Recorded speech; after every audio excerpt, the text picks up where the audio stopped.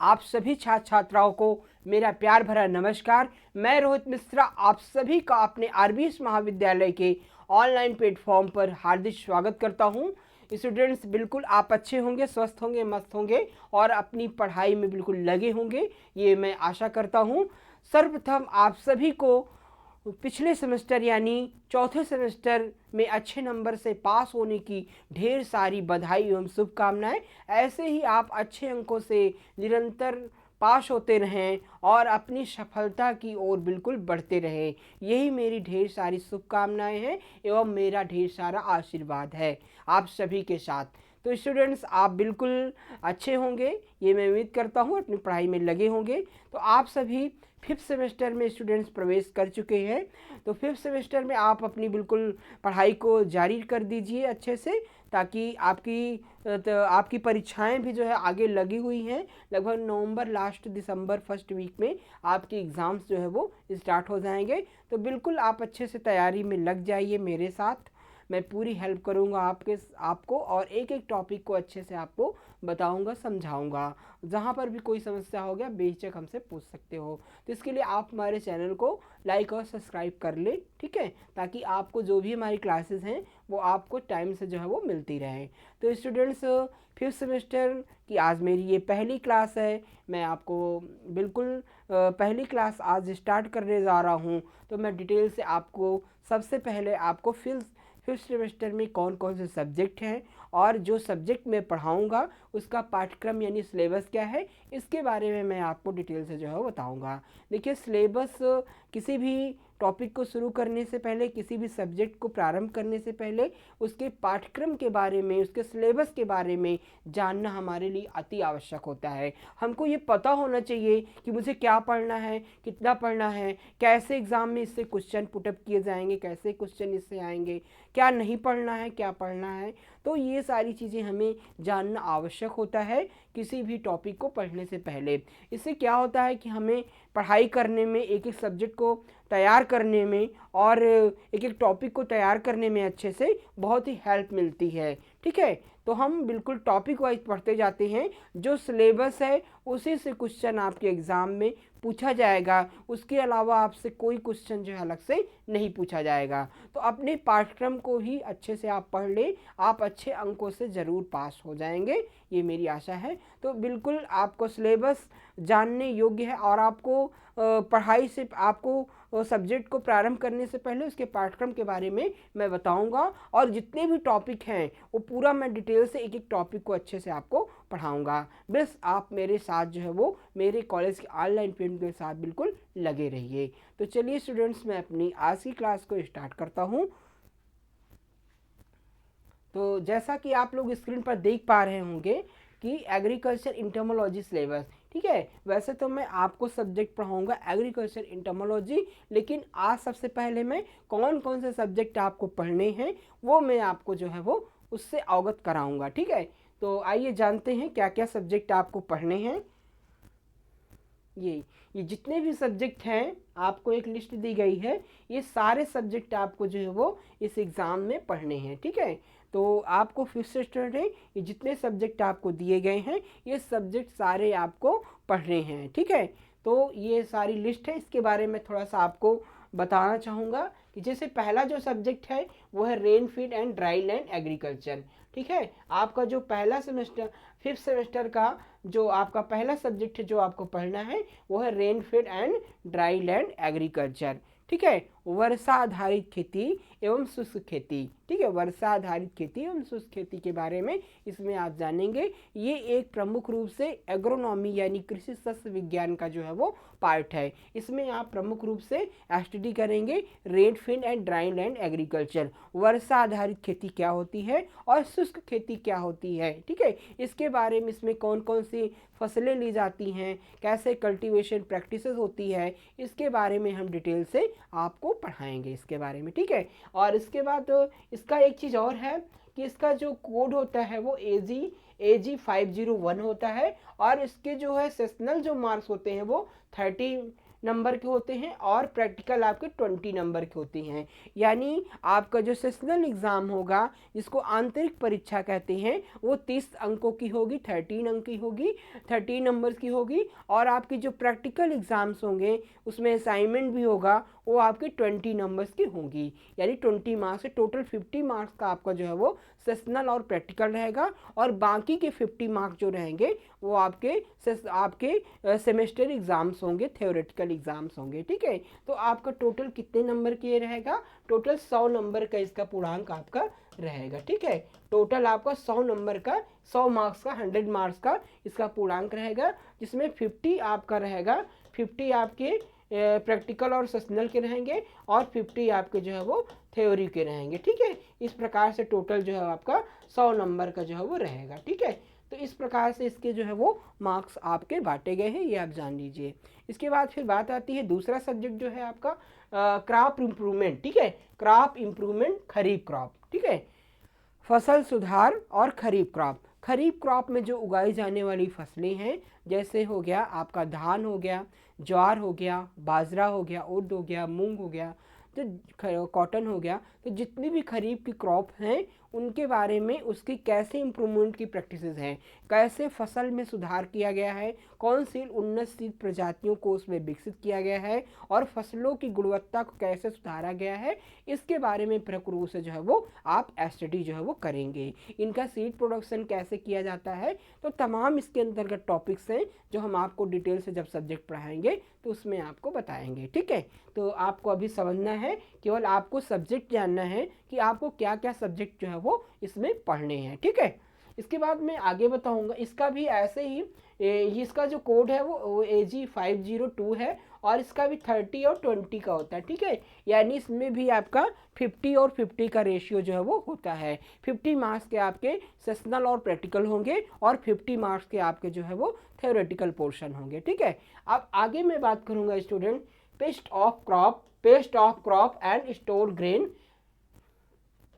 Stored grains and there management. ठीक है, paste of crops यानी कि आपके फसलों में लगने वाले प्रमुख कीट। ठीक है, जो आपकी फील्ड क्रॉप्स हैं, अनाज वाली फसलें हैं, दलहन वाली फसलें हैं, तिलहन वाली फसलें हैं, सब्जियों की फसलें हैं, फलों की फसलें हैं, तो उसमें कौन कौन से पेस्ट यानी कीट लगते हैं, और स्टोरेज ग्रेन्स। ठीक है, stored grains and their commodities, जो भंडारण गृह में, भंडारण जो अनाज होते हैं, जो अनाज को हम भंडारित करते हैं, उसमें लगने वाले प्रमुख कीटों के बारे में आपको पढ़ना है, और इसका प्रबंधन कैसे किया जाता है, इसका मैनेजमेंट कैसे किया जाता है, कैसे कंट्रोल किया जाता है, इनको नियंत्रित कैसे किया जाता है, इसका भी अध्ययन इसके अंतर्गत हम करेंगे। ठीक है, आगे इसमें हम आपको डिटेल से बिल्कुल अच्छे से बताएंगे। आपको ये सब्जेक्ट मैं ही पढ़ाऊंगा, इसलिए बहुत ही बेहतरीन ढंग से, बहुत ही इंटरेस्टिंग टॉपिक रहेगा। अच्छे से आप जुड़िए और इसको पढ़िए।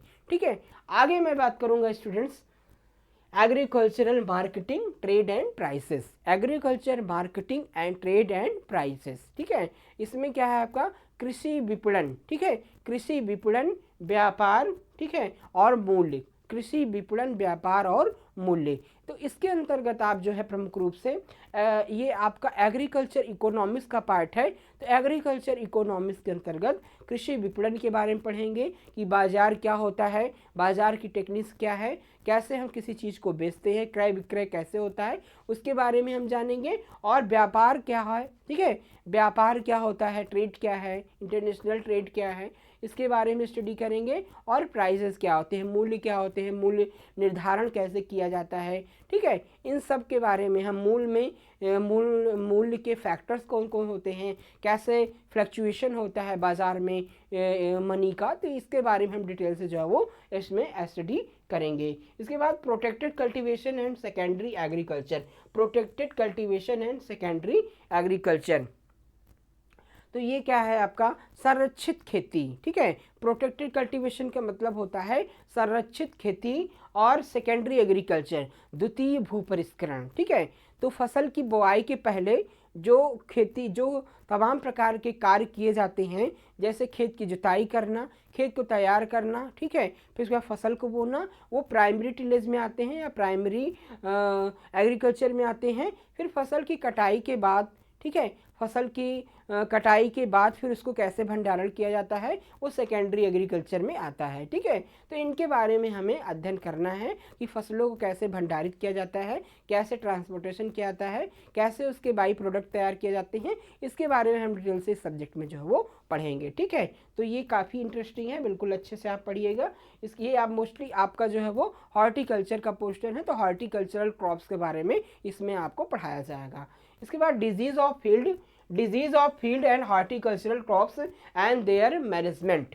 ठीक है, disease of field and horticultural crops and there management, ये आपका प्लांट पैथोलॉजी का पार्ट है, यानी पादप रोग विज्ञान का पार्ट है। इसमें आप प्रमुख रूप से पढ़ेंगे हॉर्टिकल्चरल क्रॉप्स में। ठीक है, जो आपकी उद्यान वाली फसलें हैं उसमें लगने वाले प्रमुख रोगों के बारे में और उनका प्रबंधन कैसे किया जाता है उसके बारे में स्टडी जो है वो करेंगे। तो हॉर्टिकल्चरल क्रॉप्स में जैसे आपके फल, सब्जियां, फूल आदि में लगने वाले जो प्रमुख रोग हैं उसके बारे में स्टडीज में जो है वो किया जाएगा और उनका कैसे प्रबंधन किया जाए रोग का, ये भी हम अध्ययन इसके अंतर्गत जो है वो करेंगे। ठीक है, तो ये काफ़ी इंटरेस्टिंग है सब्जेक्ट, इसको अच्छे से आप पढ़ेंगे। इसके बाद आगे जो सब्जेक्ट है आपका production technology for fruits and plantation crop. ठीक है, production technology for fruits and plantation crop, production technology for fruits and plantation crop. ठीक है, इसमें क्या है कि जो भी उत्पादन की तकनीक है, फलों के उत्पादन की तकनीक एवं रोपण वाली फसलों की उत्पादन तकनीक के बारे में हमको इसमें पढ़ना है। तो ये मोस्टली किसका पोर्शन है, हॉर्टिकल्चर का पोर्शन है, उद्यान विज्ञान का पोर्शन है। इसके अंतर्गत हम फलों के उत्पादन तकनीक, कैसे हम फ्रूट का प्रोडक्शन करते हैं, फ्रूट्स क्रॉप में कौन कौन सी कल्टीवेशन प्रैक्टिसेस होती हैं उसके बारे में अध्ययन करेंगे, और प्लांटेशन क्रॉप क्या होती हैं, प्लांटेशन क्रॉप को उगाने का क्या तरीका होता है, कौन कौन सी क्रियाएं जो है वो प्लांटेशन क्रॉप को उगाने में की जाती हैं, इसके बारे में मैं डिटेल से आपको बताऊंगा और पढ़ाऊंगा भी। तो आगे इसके बारे में हम चर्चा करेंगे जब ये सब्जेक्ट आपको पढ़ाया जाएगा।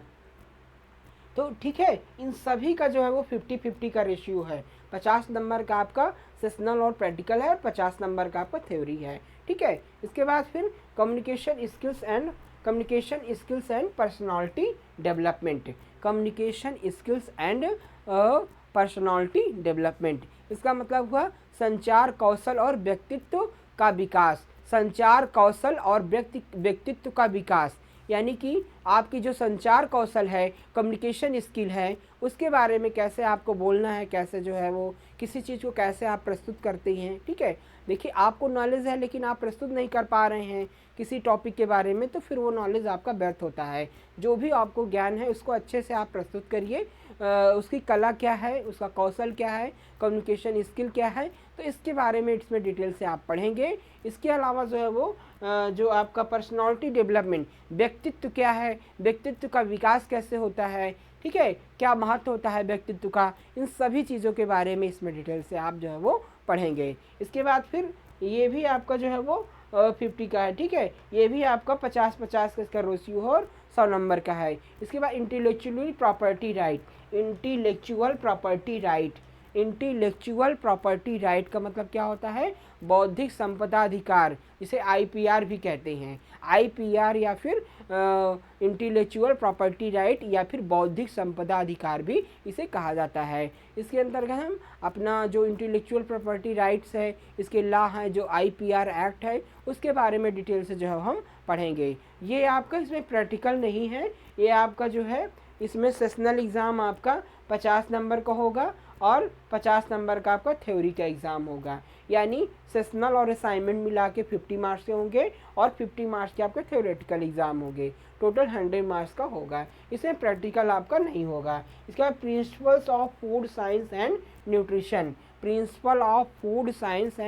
न्यूट्रिशन, ठीक है, इसमें जो पादप पोषण है आपका प्रमुख principle of food science and nutrition. ठीक है, तो फूड साइंस का मतलब क्या हो गया कि जो भी इसे खाद्य विज्ञान का जो है वो प्रिंसिपल यानी सिद्धांत क्या है। ठीक है, तो खाद्य विज्ञान का जो फूड साइंस है उसका प्रिंसिपल यानी उसका सिद्धांत, और न्यूट्रिशन, ठीक है, एंड न्यूट्रिशन जो है आपका खाद्य और पोषण का जो है सिद्धांत क्या है, ठीक है, उसका क्या महत्व है, ठीक है, उसका न्यूट्रिशन वैल्यू क्या है फूड की, उन सभी के बारे में डिटेल से जो है वो पढ़ेंगे। कौन से फूड किस में जो है अप्लाई होते हैं, कौन से फूड जो है वो, कौन से खाद्य पदार्थ का न्यूट्रिशन वैल्यू क्या है, कितना क्या है, किसका क्या महत्व है, ये डिटेल्स इसके बारे में जो है जानेंगे। ये प्रमुख रूप से आपका एनिमल हस्बेंड्री एवं डेयरिंग का पार्ट है, ठीक है। इसके बाद फिर geo informatics and nano technology, geo informatics and nano technology. Geo informatics का क्या मतलब होता है कि दूर संचार उपग्रह, ठीक है, कि भू संचार जो प्रणाली है जिसे हम जीपीएस कहते हैं, उस वो क्या है, उसका कार्य क्या होता है, क्या महत्व है एग्रीकल्चर में जीपीएस सिस्टम का, भू संचार प्रणाली का। और दूसरा जो है वो नैनो टेक्नोलॉजी, जो सूक्ष्म तकनीकी है, नैनो टेक्नोलॉजी है, नैनो पार्टिकल्स हैं, नैनो पार्टिकल्स का एग्रीकल्चर में क्या बेनिफिट्स है, क्या महत्व है, क्या रोल है, इनके बारे में हम डिटेल्स इसमें जानेंगे, ठीक है। तो काफ़ी इंटरेस्टिंग सब्जेक्ट है ये, तो इसके बारे में आप डिटेल से पढ़ेंगे। इसके बाद फिर इलेक्टिव है आपका, कुछ ऐसे सब्जेक्ट हैं जो ऑप्शनल हैं, जो ऑप्शन में आपके रजिस्ट्रेशन फॉर्म में, एग्जामिनेशन फॉर्म में जो फिलअप किए जाएंगे वही आप उसी सब्जेक्ट की आपकी परीक्षा होगी। ये कई सारे कोड जो है वो दिए गए हैं, AG 51, AG 52, AG 53, AG 54,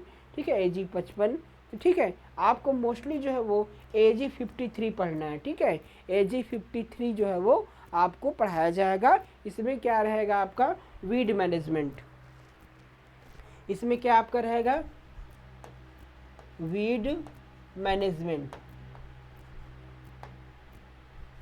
ठीक, आपको वीड मैनेजमेंट जो है वो पढ़ाया जाएगा, यानी खरपतवार प्रबंधन क्या होता है ये आपको इसमें पढ़ना रहेगा इलेक्टिव सब्जेक्ट में। इसमें खरपतवार क्या है, इसका फसलों के साथ कैसा कंपटीशन होता है, प्रतिस्पर्धा क्या होती है, और किस प्रकार से ये फसलों को प्रभावित करते हैं, और खरपतवार का कैसे नियंत्रण करते हैं, इसके सिद्धांत क्या हैं, पूरा डिटेल से आप वीड साइंस जो है वो पढ़ेंगे, ठीक है।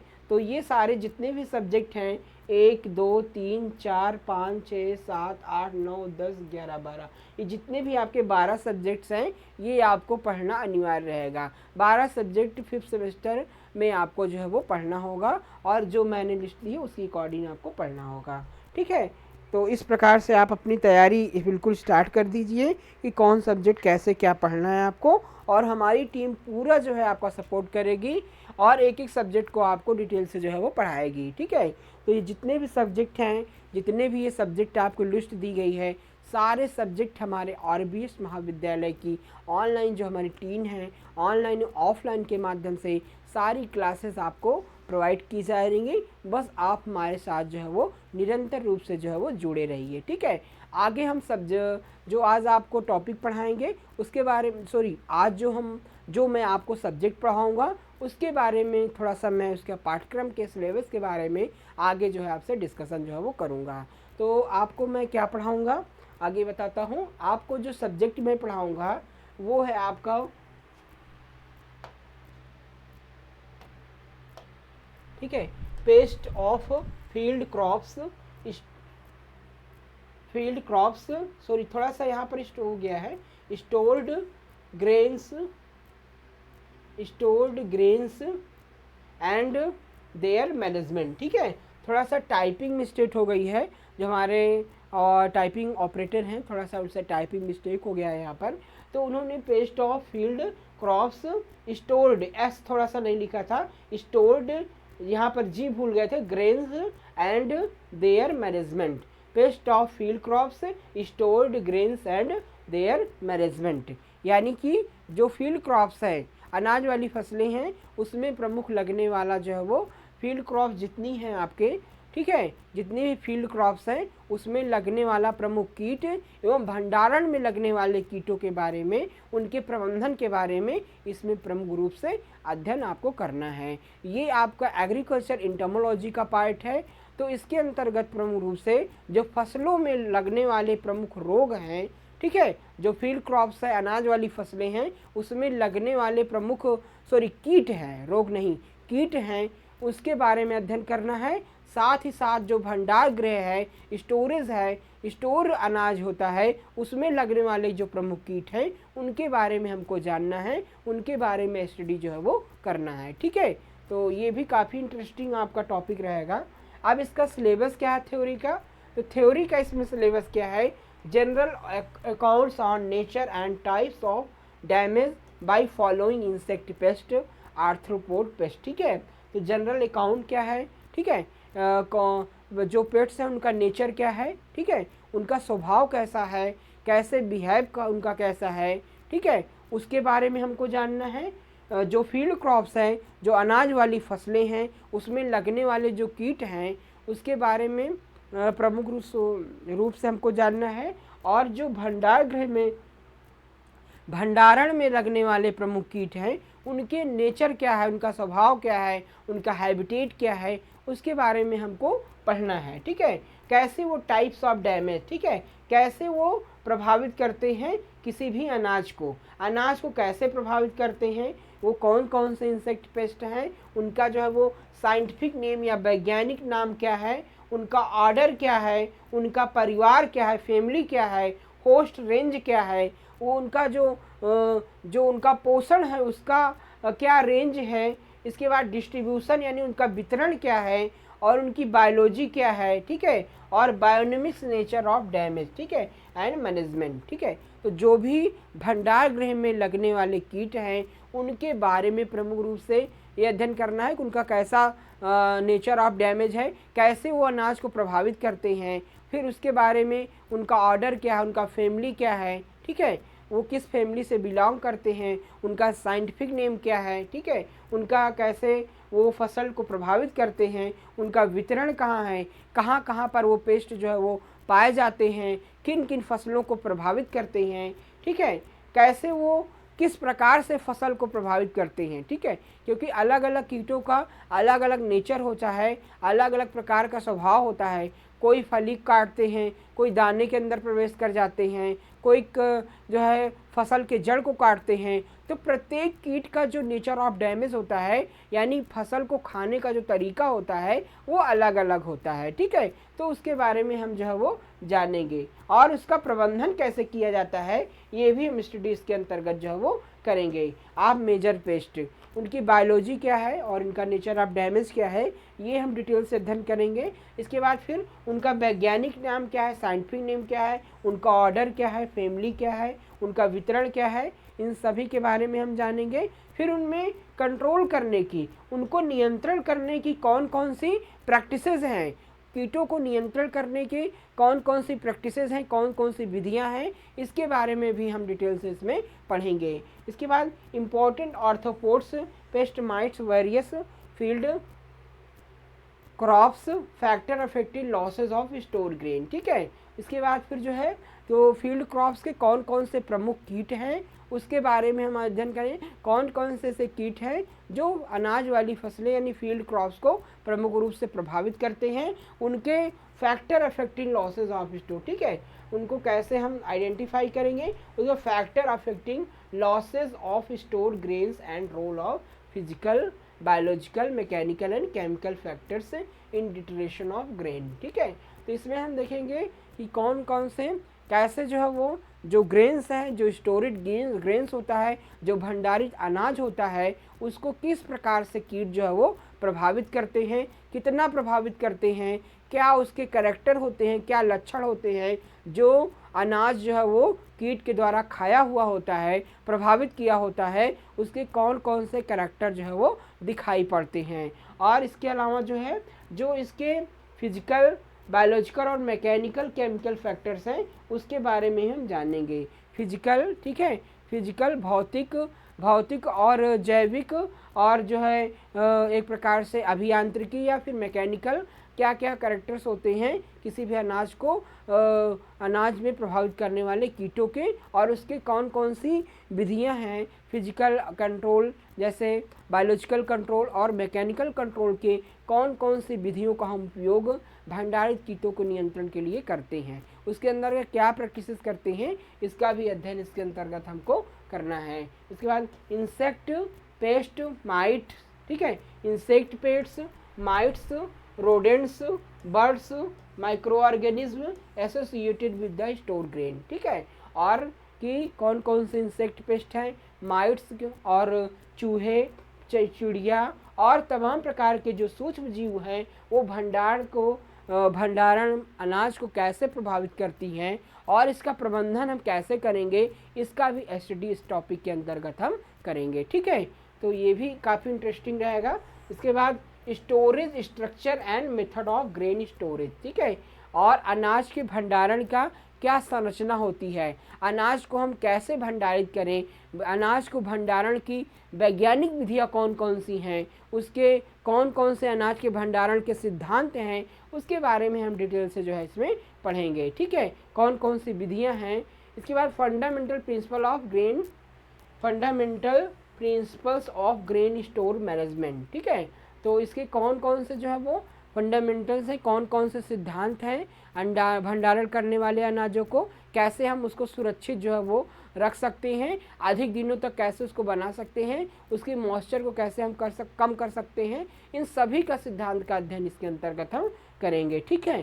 तो ये आपका मोस्टली स्टोरेज ग्रेन्स का आपका जो भंडारण वाले कीट है उसके बारे में अध्ययन करना है। और फील्ड क्रॉप्स में कौन कौन सी फसलें, कुछ फील्ड क्रॉप्स की फसलें दी गई हैं, अनाज वाली फसलें दी गई हैं जिसके बारे में हमको अध्ययन करना है, ठीक है। अनाज वाली फसलों में तो काफ़ी कई सारी क्रॉप्स आ जाती हैं, कई सारी फसलें जो है वो आ जाती हैं, लेकिन हमको कुछ ही फसलों का अध्ययन करना है जितना हमारे सिलेबस में जो है वो दिया गया है, क्योंकि क्वेश्चन आपके एग्ज़ाम में उसी से पूछे जाएंगे। तो जैसे आपका पैडी है, पैडी यानी आपका राइस जिसे कहते हैं धान, ठीक है।